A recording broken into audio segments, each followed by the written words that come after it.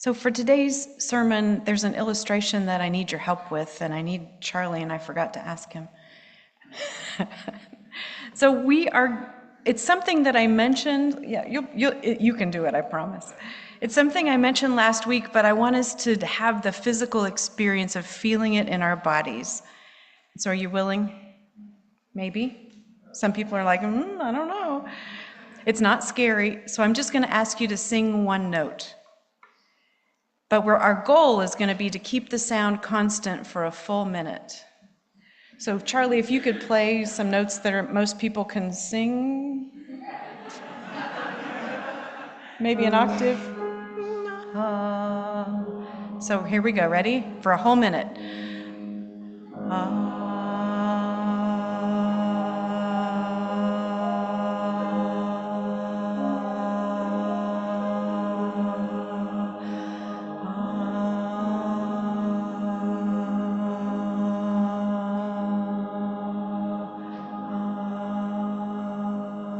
Almost there, almost there.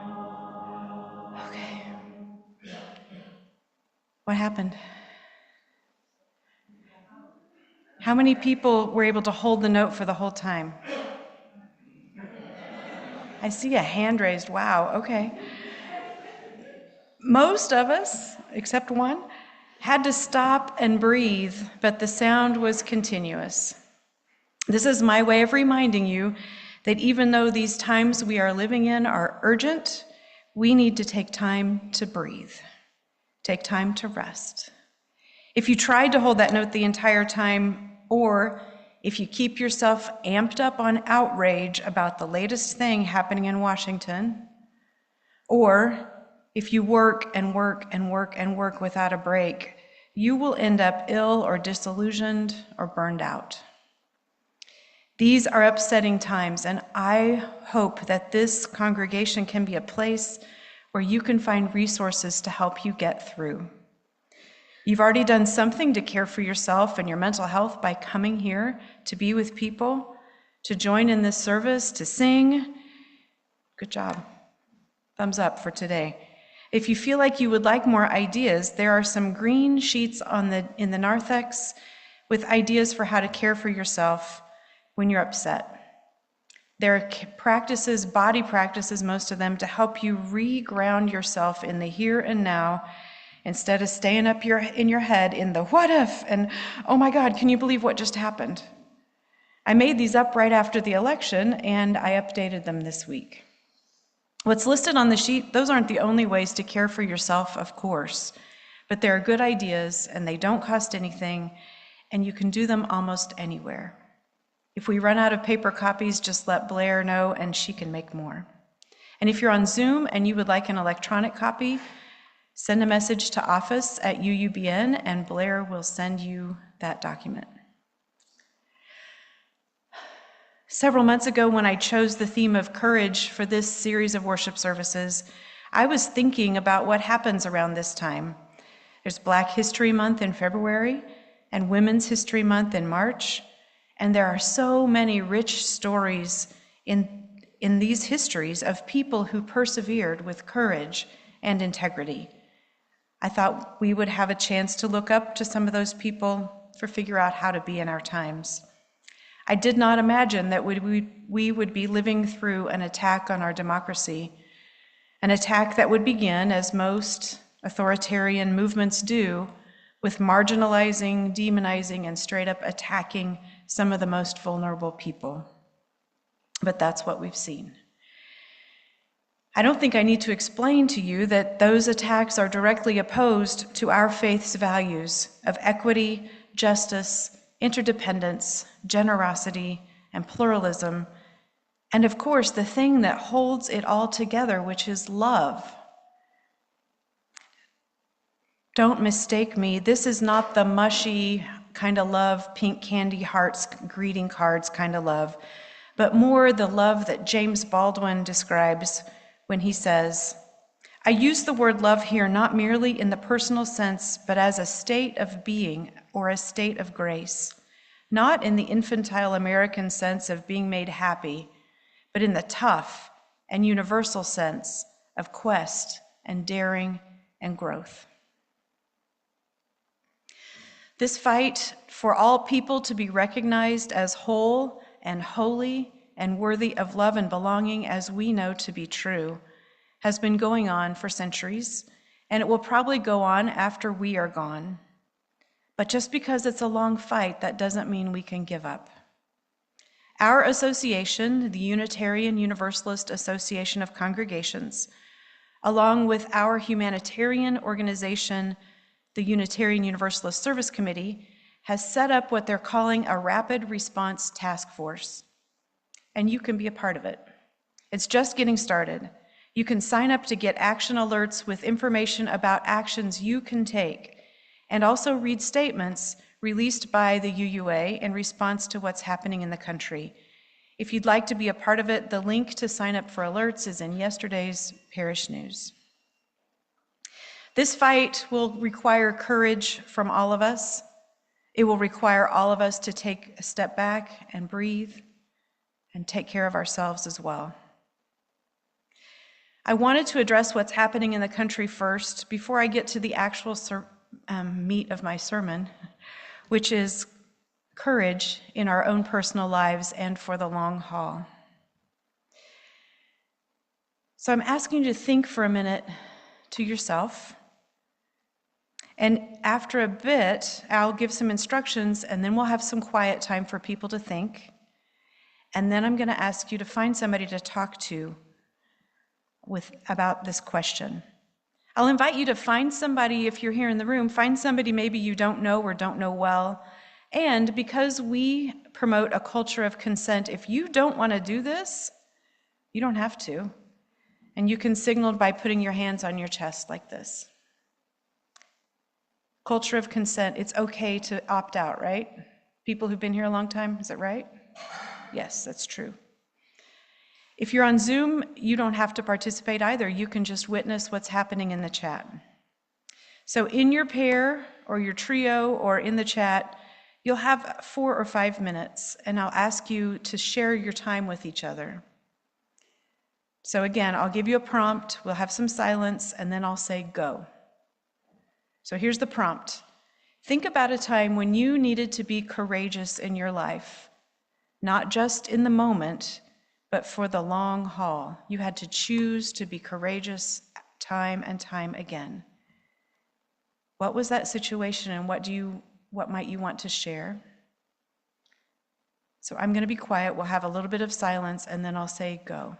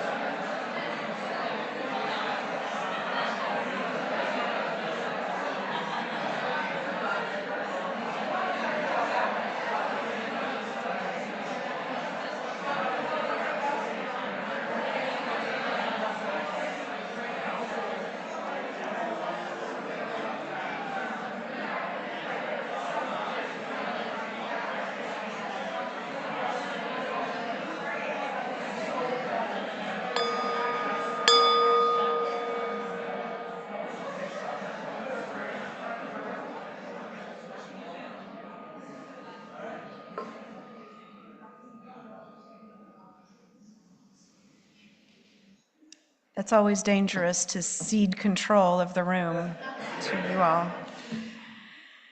So, what kinds of situations, can you think of the kind of situation, and you can shout them out and I'll share some from Zoom.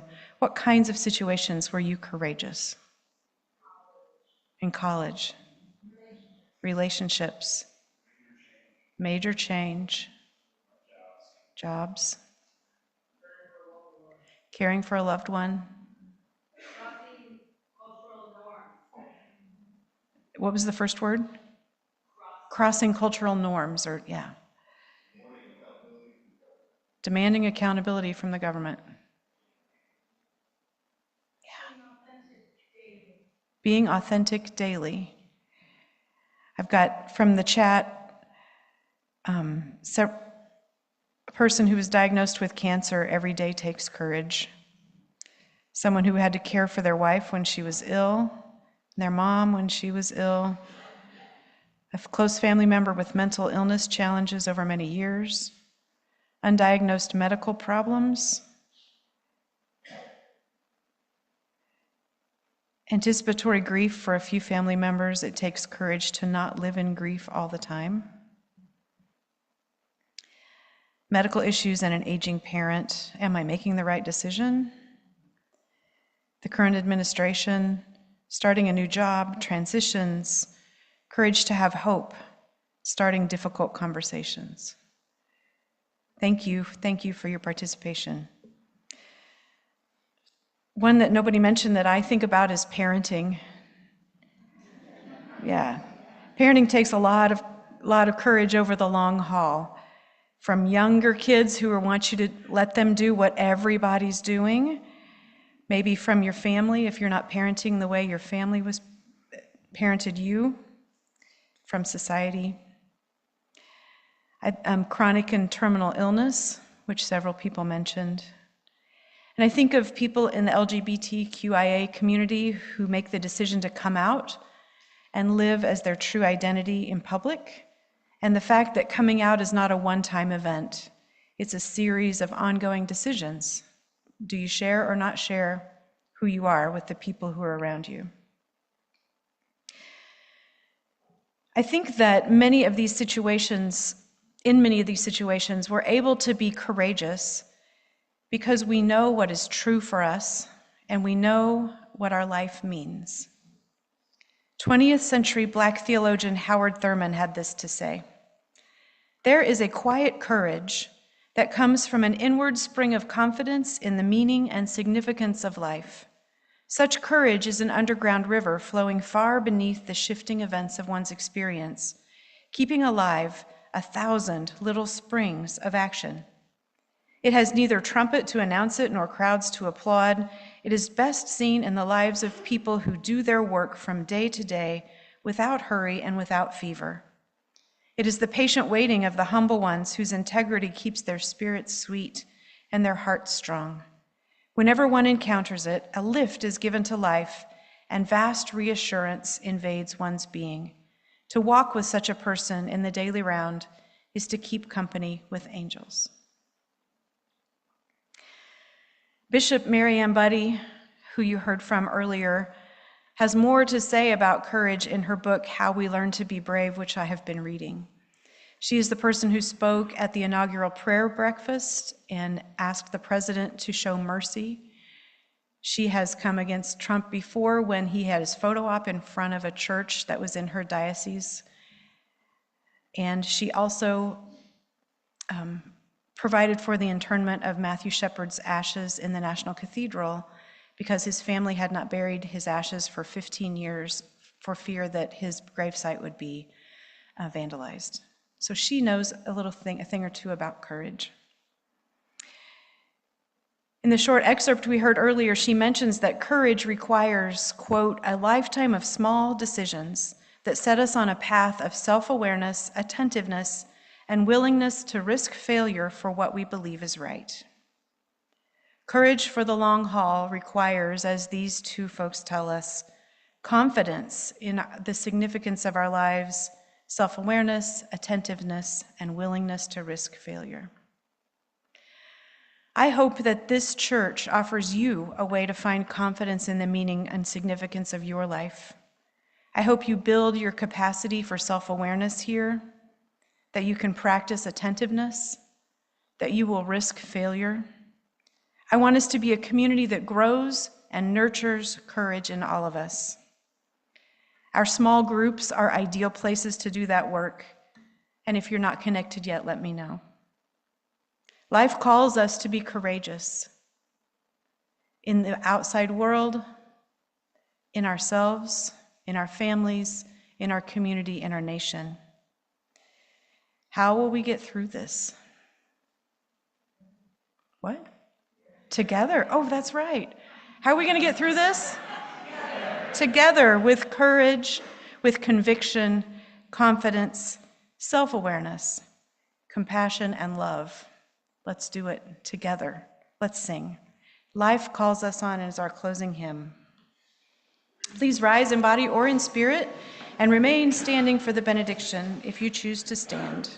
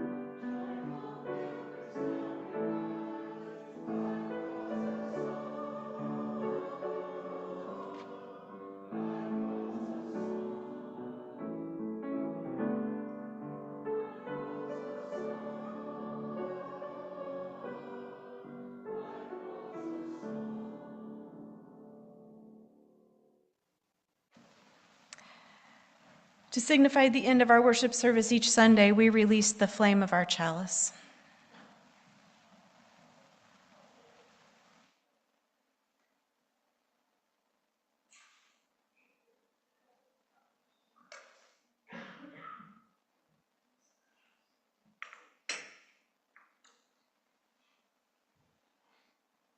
Sometimes that flame in our chalice is persistent, yes.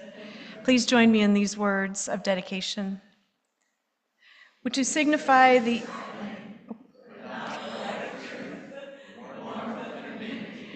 or the fire of commitment. These we carry in our hearts always.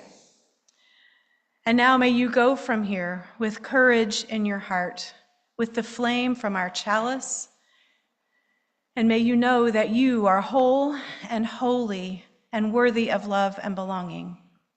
May you spread that good news to our hurting and beautiful world. Amen.